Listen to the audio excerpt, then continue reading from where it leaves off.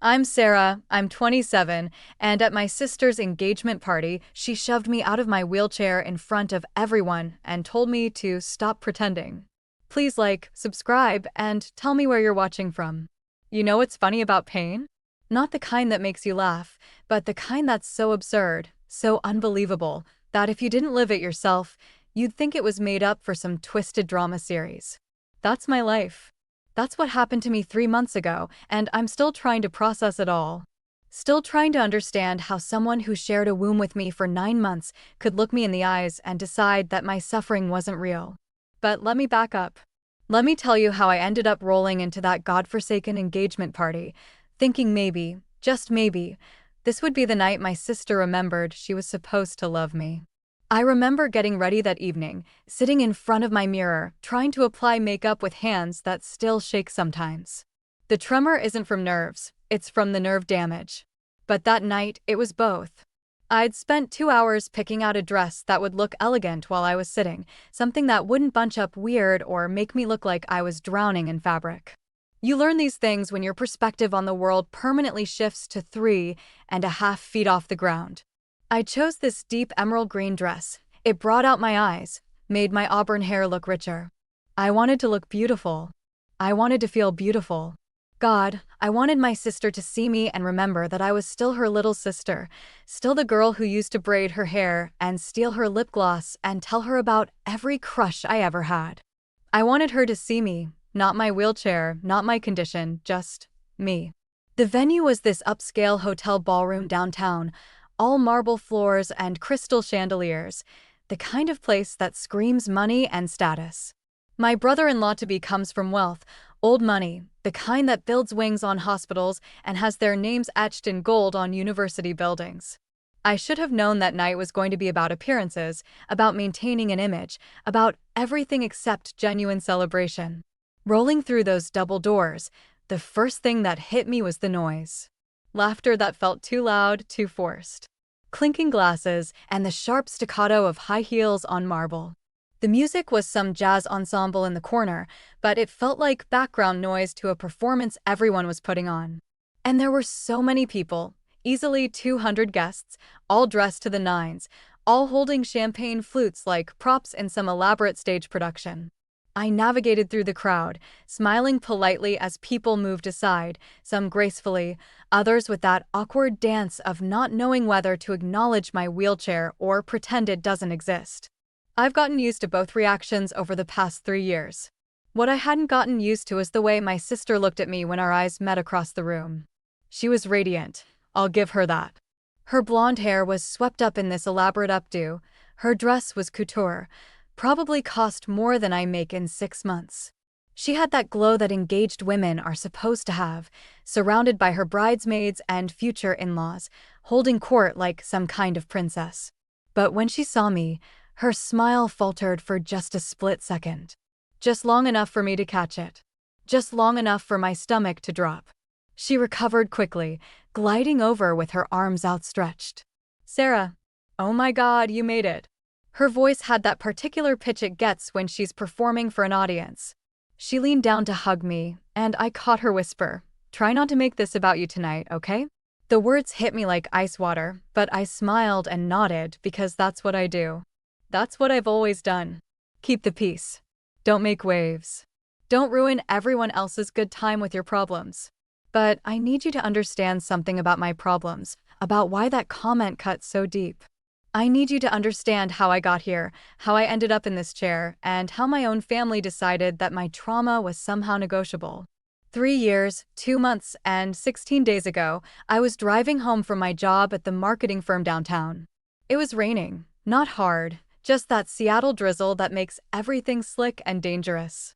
I was at a red light, singing along to some pop song on the radio, thinking about the guy I'd been dating and whether I should text him first or wait for him to text me.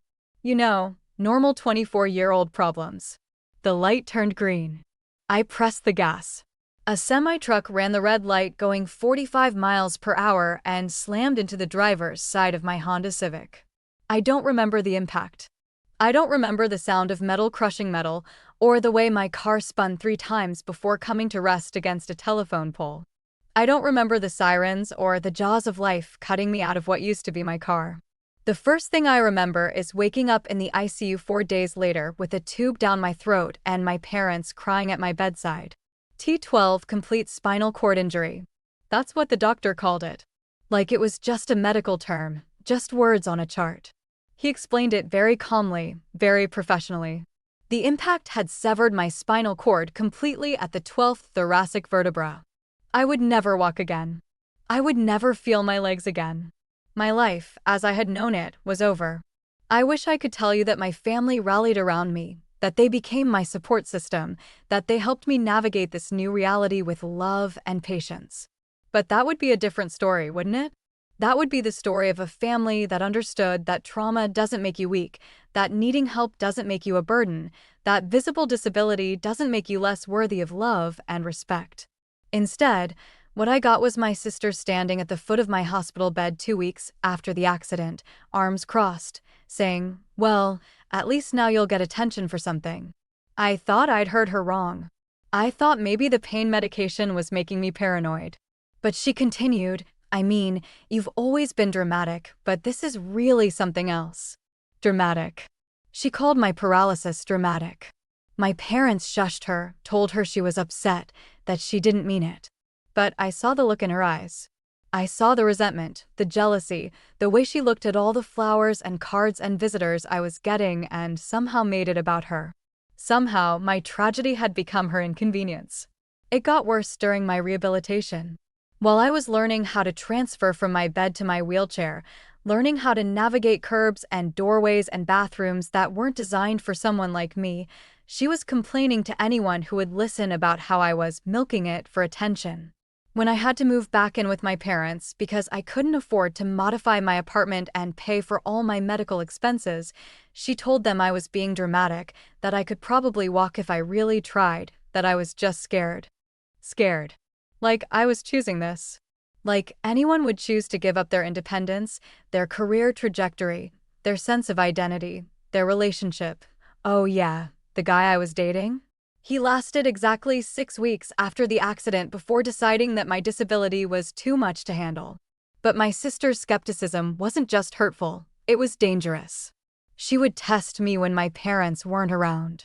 She'd drop things near my chair and watch to see if I would move my legs to avoid them. She'd make loud noises behind me to see if I'd reflexively turn around. She'd suggest activities that were completely inaccessible and then act surprised when I couldn't participate, as if she hadn't planned it that way. The worst was when she started telling other people. Extended family, family friends, even strangers at gatherings. She'd make comments like, "Sarah's going through a phase," or "She's always been good at getting sympathy," or my personal favorite, "The doctors say there might be some psychological component." That last one nearly destroyed me. Because yes, there is a psychological component to my condition. It's called trauma. It's called depression. It's called PTSD from having your life shattered in an instant and then having the people who are supposed to love you most refuse to believe your reality. I tried talking to my parents about it, but they were so overwhelmed by everything, the medical bills, the insurance fights, helping me figure out how to live independently again, that they just wanted peace in the family. They'd say things like, "She's just processing this differently," or "She doesn't know how to handle seeing you hurt," or "Give her time, she'll come around." 3 years. 3 years I gave her. 3 years of swallowing her comments, of pretending I didn't hear her whispered accusations, of watching her turn family gatherings into competitions for who could get the most attention. 3 years of hoping that maybe she would see me struggle with something, transferring into a car, reaching something on a high shelf, dealing with a panic attack in a crowded space, and finally understand that this wasn't an act. But she never did. If anything, she got worse. She started bringing up my disability in conversations where it wasn't relevant. If I got a promotion at work, she'd make some comment about companies having to hire disabled people. If I went on a date, she'd wonder aloud if the guy was just being nice or if he had some kind of thing for disabled women. If I bought new clothes or did something nice for myself, she'd suggest that maybe I should be saving money for when the insurance runs out. She turned my existence into a question mark. Every achievement became suspect. Every moment of happiness became evidence that I wasn't really suffering. Every adaptation I made, every way I learned to thrive in spite of my circumstances, became proof in her mind that I had been faking all along. So when she got engaged to Marcus, this investment banker with perfect teeth and a trust fund, I should have known better than to hope. But hope is a stubborn thing, isn't it? I thought maybe this would be different. Maybe having her own moment, her own celebration, would make her more generous with her love. Maybe she'd be so happy that she'd remember how to be kind. I spent weeks preparing for that engagement party. I researched the venue to make sure it was accessible. I bought a gift that was thoughtful and expensive, way more than I could afford on my disability income, but I wanted to show her how happy I was for her. I practiced conversations in my head, planned how I would congratulate her, how I would ask about wedding plans, how I would be the supportive sister I'd always tried to be. But from the moment I arrived, I could feel her watching me. Not the way you watch someone you love, but the way you watch someone you suspect is about to cause trouble. Every time I talked to one of her friends, I'd catch her hovering nearby, as if she was ready to jump in and correct whatever I might say. Every time someone asked about my chair or made a kind comment about my strength or resilience, I'd see her jaw tighten. The breaking point came about 2 hours into the party. I was talking to Marcus's cousin, this lovely woman named Jennifer who worked as a physical therapist. She was asking thoughtful questions about my recovery, sharing stories about clients she'd worked with, treating me like a whole person instead of a tragedy or an inspiration. It was the first genuine conversation I'd had all evening, and I was actually enjoying myself. That's when my sister appeared beside us.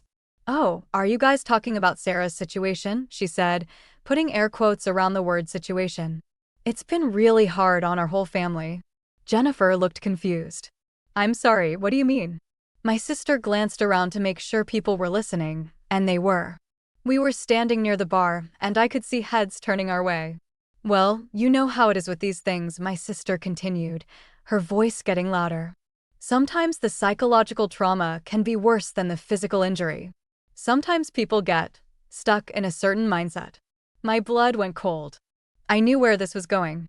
"Emma, please, the doctors have said there's always a chance for improvement, right, Sarah? But you have to want to get better.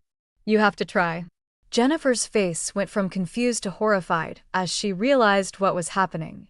Other guests were definitely listening now, conversations dying around us as people sensed drama unfolding. "Emma, stop," I said, my voice barely above a whisper. But I felt like I was screaming. "I'm just saying, maybe if you put as much energy into your physical therapy as you do into getting sympathy, stop." Louder this time. My hands were shaking on my wheels. "You might be surprised at what you could accomplish. I've seen videos online of people with your exact injury who learned to walk again. But they had to want it." The room had gone completely quiet now. Even the jazz ensemble seemed to sense the tension and lowered their volume. I could feel dozens of eyes on us, could hear the sharp intake of breath from people who couldn't believe what they were witnessing. "Emma, please, not here, when, then Sarah? When are we going to talk about this? When are you going to admit that maybe, just maybe, you're not trying as hard as you could be?" That's when she did it. That's when my sister, my flesh and blood, the person who was supposed to protect me from the world's cruelty, grabbed the handles of my wheelchair and started pushing me toward the center of the room. "Let go of me." I tried to reach back and grab her hands, tried to break my wheels, but she was stronger and had leverage. "Emma, let go." "No, I think everyone should see this. I think everyone should know that my sister has been putting on the show for 3 years." We reached the center of the dance floor, where the spotlight for the couple's first dance was still set up. She spun my chair around to face the crowd of guests, all of whom were staring at us in horror.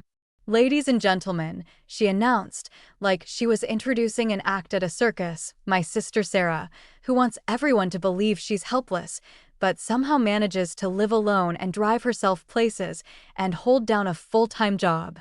I was crying now, ugly sobs that shook my whole body. "Please stop, please, Emma, please stand up, Sarah." The words fell into the silence like stones into still water. "What?" "Stand up. Show everyone that you can stand up when you want to."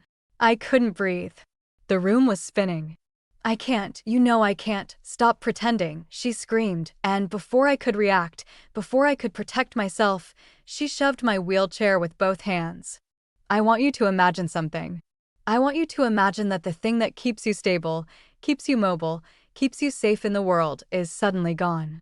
I want you to imagine falling forward onto marble floor with no ability to catch yourself, no ability to protect your head, no feeling in half your body to tell you how you're landing. The crash echoed through the ballroom. My head hit the floor first. I heard the crack of my skull against marble, felt the immediate warm wetness of blood. My body folded in ways bodies shouldn't fold, my legs twisting beneath me at angles that would have been agony if I could feel them.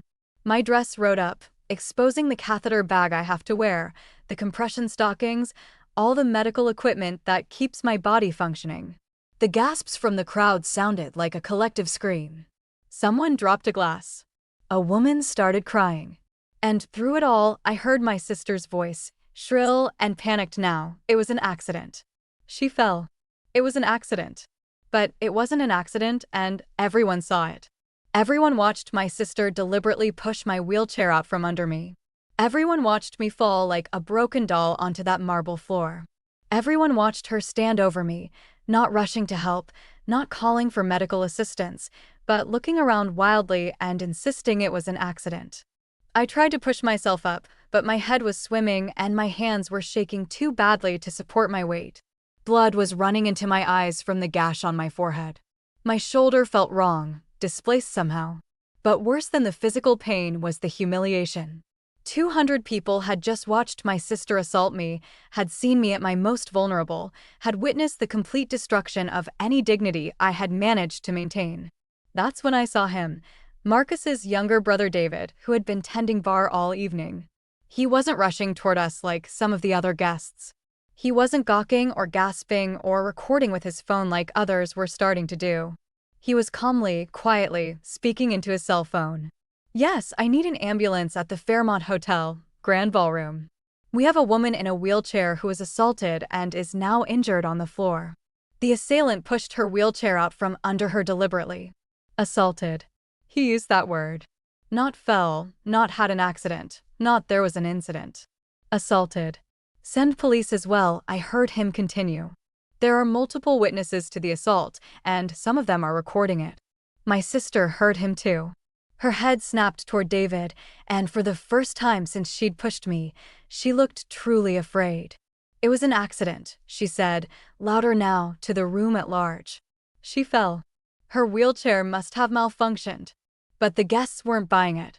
I could hear them talking among themselves. I saw her push the chair. She did it on purpose. Who does that to their own sister? Someone call the police. Is she bleeding? Marcus appeared beside Emma, his face white with shock. What the hell did you do? She fell, Marcus. I was just trying to help her. I saw you push her. Everyone saw you push her. You don't understand. She's been faking this whole thing. Faking? Faking. His voice cracked. Look at her. She's bleeding on the floor. That's when the reality of what she'd done seemed to hit her. The room full of her fiancé's family and friends, all staring at her in horror. The blood pooling beneath my head. The sound of sirens approaching outside. The phones recording everything. She dropped to her knees beside me, finally, but it felt more like a performance than genuine concern. Sarah, oh God, Sarah, I'm so sorry. It was an accident. I didn't mean, don't touch me. My voice was barely a whisper, but she heard it. Don't you dare touch me. The paramedics arrived within minutes. David had told them exactly where we were and what had happened. They moved efficiently, professionally, stabilizing my neck and checking my pupils and asking me questions about my pain level and whether I had any sensation in my legs. No, I told them, just like I'd told every medical professional for 3 years. I can't feel anything below my waist. T12 complete injury. I saw one of the paramedics glance at my sister with disgust when he heard this. Even strangers understood what she had never been willing to accept. They loaded me onto a backboard and then onto a gurney, and as they wheeled me past the crowd of guests, I heard the conversations. 3 years she's been in that chair. Her own sister. At her engagement party. Someone said she's been claiming the girl was faking? Faking a spinal cord injury? What kind of person?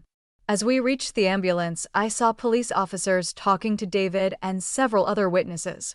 I saw Marcus standing apart from Emma, his arms crossed, looking at her like he'd never seen her before. I saw Emma crying, but they looked like tears of self-pity, not remorse. My parents arrived at the hospital 3 hours later. I was in the ER getting stitches for the gash on my forehead and x-rays for my shoulder, which was dislocated but not broken. They were crying before they even reached my bed. "Sarah, sweetheart, we're so sorry. We never thought we should have listened to you for 3 years." I had wanted to hear those words. For 3 years, I had waited for them to acknowledge that Emma's treatment of me was wrong, was harmful, was cruel. But hearing them now, in this sterile hospital room while getting stitches in my scalp, they felt hollow. "She pushed me, Mom," I said, and my voice sounded strange, detached. In front of 200 people, she pushed me out of my wheelchair and told me to stop pretending. "We know, honey." David showed us the video. Of course someone had recorded it. Of course my humiliation was now digital, permanent, shareable. "The police want to talk to you," my dad said gently. "They're filing charges." "Assault," they said. I nodded. I was tired, so deeply, bone-achingly tired. Not just from the injury or the shock, but from 3 years of fighting for my reality to be acknowledged. 3 years of having my truth questioned by the person who should have been my biggest advocate. The police interview was straightforward. I told them what happened, they showed me the video that David and 2 other guests had taken, and I confirmed that yes, I wanted to press charges. Yes, I understood that this was my sister. Yes, I was sure this was intentional and not an accident. The video was hard to watch. Seeing myself from the outside, seeing how small I looked in that chair, seeing the terror on my face as she pushed me, seeing the way I fell, it made it real in a way that living through it hadn't. This wasn't a nightmare I could wake up from. This had actually happened. But what struck me most was the audio. You could hear Emma clearly saying, "Stop pretending," before she pushed me. You could hear her telling the crowd that I was putting on a show. There was no ambiguity, no room for interpretation. It was assault, plain and simple, captured in high definition from multiple angles. The consequences came swiftly. Marcus called off the engagement that same night. His family, who had witnessed the assault, wanted nothing to do with Emma. The video went viral on social media, not because I shared it, but because several guests posted it with captions like, "When ableism turns violent," and "This is what disabled people face from their own families." Emma's employer, a public relations firm, let her go after the video started circulating online. Her friends began distancing themselves. The comments on the video were brutal, thousands of people expressing their horror and disbelief that someone could treat their disabled sibling this way. But the worst consequence for her was probably the realization that she had destroyed her own life for nothing. Because all the medical evidence was there. All the documentation of my injury, my treatment, my prognosis. Hospital records, MRI scans, doctor's notes, insurance claims, 3 years of irrefutable proof that my paralysis was real, complete, and permanent.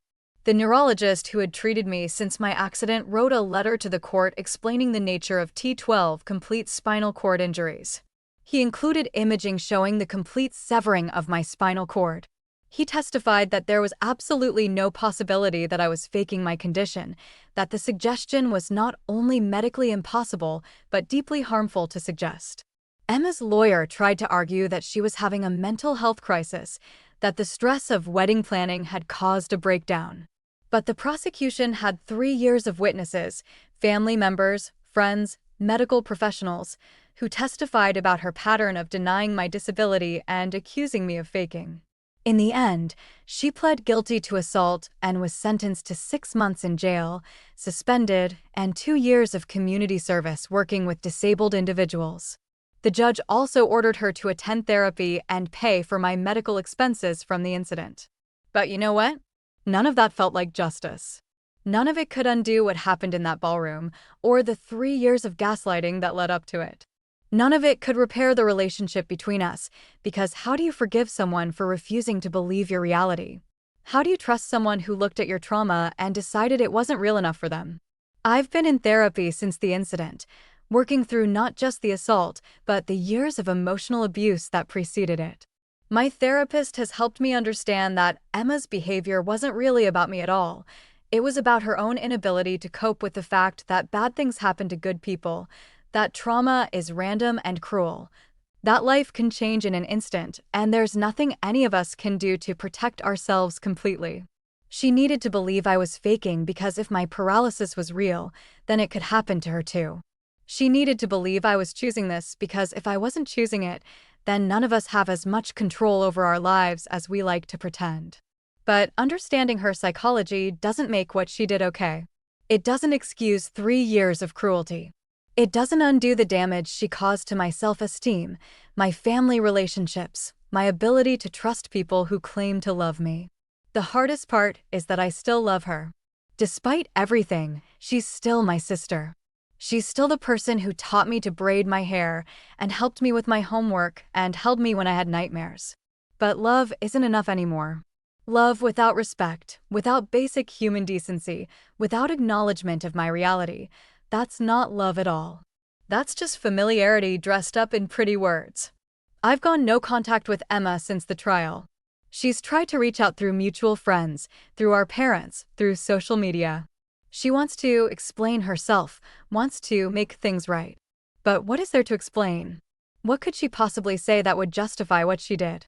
My parents have been more supportive since that night. I think seeing the video, seeing their daughter assault their other daughter in front of a room full of strangers, finally broke through whatever denial they'd been living in. They've apologized, they've gone to family therapy with me, they've worked to understand how their desire to keep the peace enabled Emma's abuse. But I'm still angry. I'm angry that it took a viral video for my family to believe me. I'm angry that I had to be assaulted in public for my reality to be validated. I'm angry that 3 years of my life were wasted trying to prove that my suffering was real to people who should have just believed me. I'm angry that disabled people have to constantly justify their existence, constantly prove that their limitations are real, constantly fight for basic respect and dignity. I'm angry that we're expected to be inspirational and positive and grateful, even when the people closest to us treat us like burdens or liars or attention seekers. I'm angry that my sister saw my wheelchair and thought prop instead of mobility aid. That she saw my adaptations and thought performance instead of survival. That she saw my pain and thought manipulation instead of human experience. I'm angry that ableism is so deeply ingrained in our society that a woman could assault her disabled sister at a public event and still have people wondering if maybe the disabled person deserved it somehow. I'm angry that the comments on that video included people saying I should forgive and forget because family is family, as if shared DNA excuses violence. I'm angry that I have to tell this story at all. That I have to expose my trauma and humiliation to strangers on the internet because someone might need to hear that they're not alone, that they're not crazy, that their reality matters even when their family refuses to accept it. But I'm also grateful. Grateful for David, who saw what was happening and called for help without being asked. Grateful for the other witnesses who spoke up, who refused to let Emma rewrite history. Grateful for the medical professionals who documented everything carefully and testified to the truth. Grateful for the justice system that, for once, took violence against a disabled person seriously. I'm grateful for the outpouring of support from strangers who saw the video and recognized the injustice. I received thousands of messages from other disabled people sharing their own stories of family members who refused to accept their realities. I learned that I wasn't alone, that this kind of abuse is heartbreakingly common in our community. I'm grateful that I survived. Not just the assault, but the years of gaslighting that preceded it.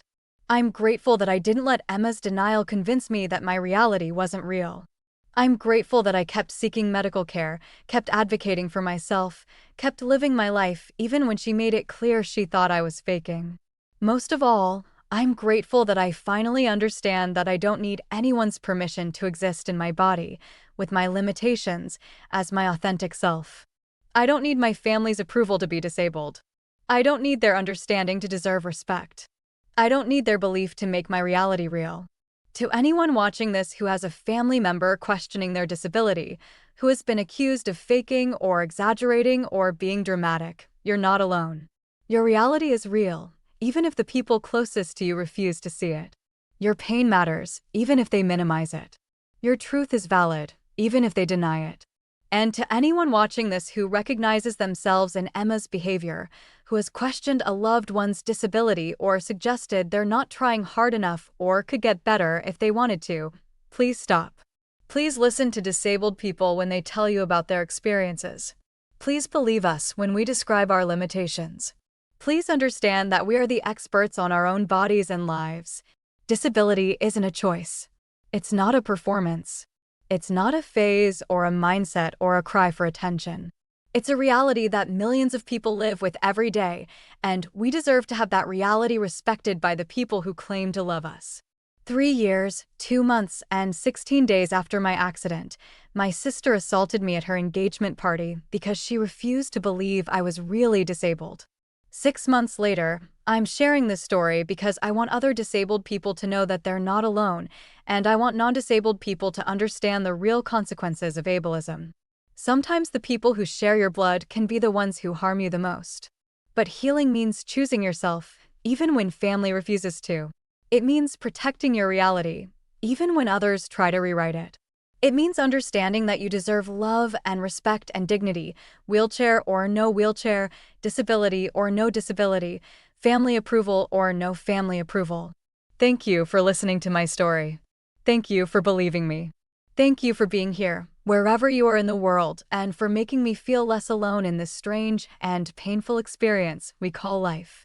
If this story resonated with you, please share it. Not for views or likes or subscribers, but because somewhere out there is another disabled person being told by their family that they're faking, that they're dramatic, that they could get better if they tried harder. And they need to know that they're not crazy, they're not alone, and their reality matters. Take care of yourselves. Believe disabled people.